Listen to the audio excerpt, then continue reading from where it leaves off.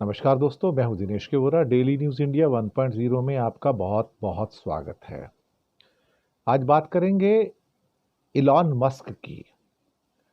America का एक बड़ा फाइटर एयरक्राफ्ट है F-35। ये स्टेल्थ बॉम्बर है, यानी कि राडार की पकड़ से बाहर है, जिसका कॉपी चाइना ने भी J-35 के नाम से किया है और कान के नाम से टर्की ने भी बनाया है उसको, और Su-57 रशिया का है। तो ये इसके अलावा एक चैंगदू 20 यानी कि एक J-20 दूसरा भी स्टेल्थ बॉम्बर है, 5th जनरेशन का चाइना का। तो चाइना एकमात्र ऐसा देश है जिसके पास दो स्टेल्थ बॉम्बर हैं, तो J-35 J-20। अब ये F-35 जो है, जिसके बारे में कहा जाता है कि J-35 का कॉपी किया गया रिवर्स इंजीनियरिंग करके, लेकिन इसके बारे में जो इलॉन मस्क ने कह दिया वो तो पढ़कर मैं भी हैरान हो गया। मैंने कहा ये क्या चक्कर है भाई, समझ नहीं आया कुछ भी। दरअसल इलॉन मस्क ने F-35 को कबाड़ बता दिया कि ये कबाड़ी की दुकान है, इसके अलावा कुछ नहीं है।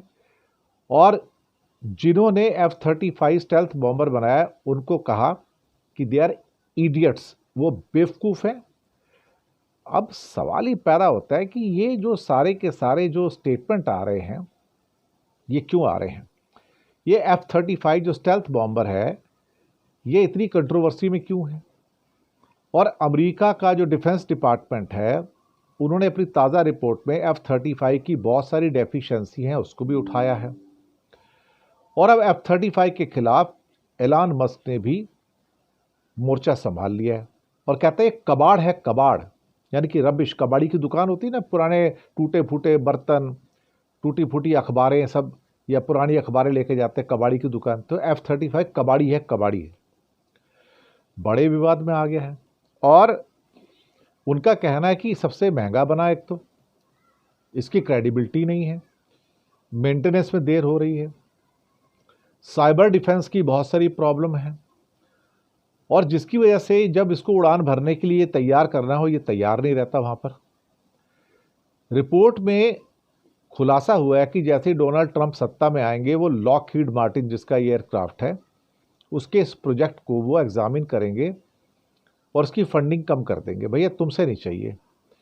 और इसके खिलाफ अब इलॉन मस्क ने मोर्चा खोल दिया है। उनका कहना है कि अब ड्रोन का ज़माना है, फाइटर जेट का टाइम जो है ख़त्म हो गया इस टाइम। इसमें सिर्फ पायलट मारे जाते हैं और कुछ नहीं है।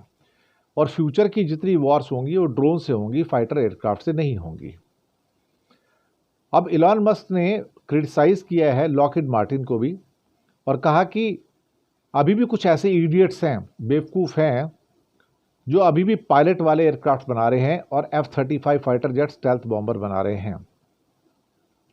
मस्क ने एक वीडियो पोस्ट किया जिसमें बड़े पैमाने पर ड्रोन हवा में उड़ रहे हैं और एक F-35 जेट की कीमत करीब करीब क्या कहते हैं कि बहुत ही सैकड़ों डॉलर के अंदर है, या हिंदुस्तान के हिसाब से है तो 2-2.5 हज़ार करोड़ का एक वो क्या कहते हैं वो जेट होगा।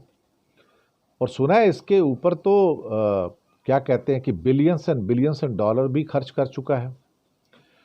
तो ये सरदर्द बन गया, सुनने में आया है कि F-35 जो है, जो 18 साल से पुराना है, लेकिन ये दरअसल is a problematic child of Lockheed Martin and American air force. America की वायुसेना चाहती कि इसकी संख्या को 48 से बढ़ाकर 60 से 80 किया जाए, मतलब इसके नंबर बढ़ाए जाएं। लेकिन जो बचे हुए हैं वो कहते हैं कि दूसरों को दे दो, अपने पास मत रखो। भारत को भी अमेरिका ने इसको ऑफर दिया, लेकिन भारत इसे खरीदने के मूड में नहीं है। अभी इजराइल ने इसको ईरान के खिलाफ यूज़ किया था। अब क्या कहा जाए साहब, सुनने में आया कि इस जेट स्टेल्थ बॉम्बर के डेवलपमेंट में अमेरिका ने $1.8 ट्रिलियन खर्च किया है। $1.8 ट्रिलियन। भाई साहब, हमारा तो हिंदुस्तान का जो बजट है, उस बजट से 4 साल का बजट है ये। $1.8 ट्रिलियन जो है, हमारा तो बजट ही 400-500 का मुश्किल से बिलियन डॉलर का एक साल का है। तो हमारा जो इंडिया का 4 साल का बजट है, उतना पैसा F-35 पे लगा दिया गया। मस्क ने कहा कि तो कोई इडियट ही होंगे जिन्होंने इस एयरक्राफ्ट को बनाया है, और फिर इसे किसी मिसाइल और बम से गिराया भी जा सकता है। कहते हैं जो काम ये करता है वो तो बेसिकली देखा जाए ड्रोन भी कर सकते हैं। फाइटर जेट को मारना आसान होता है, ड्रोन को हटा भी दिया तो क्या इतना नुकसान नहीं होता। अब ये जो अपने जो बयान दिया मस्क ने, और उनके कुछ एक्सपर्ट्स भी हैं वो भी कह रहे हैं, अभी मस्क जो कह रहे हैं F-35 के बारे में बिल्कुल सही कह रहे हैं। अल्टीमेटली भाई कितना पैसा इसके ऊपर खर्च करोगे, भाई ये तो कमाल की बात है। अब ये भी कहना है कि F-35 जो है वो बहुत ज़्यादा महंगा हो चुका है इस समय, और अब क्या कहा जाए अल्टीमेटली, और धीरे धीरे ये और महंगा होता जा रहा है। फिर उसके अंदर इलेक्ट्रॉनिक सॉफ्टवेयर AI का यूज़ कर रहे हो, तो आप करोगे क्या अल्टीमेटली। तो ये सारी की सारी चीज़ें निकल के आई हैं, और जिसने एक किस्म से कहा जाए तो अब अमेरिका में एक बड़े कंट्रोवर्सी का रूप ले लिया है। शुक्रिया आपका।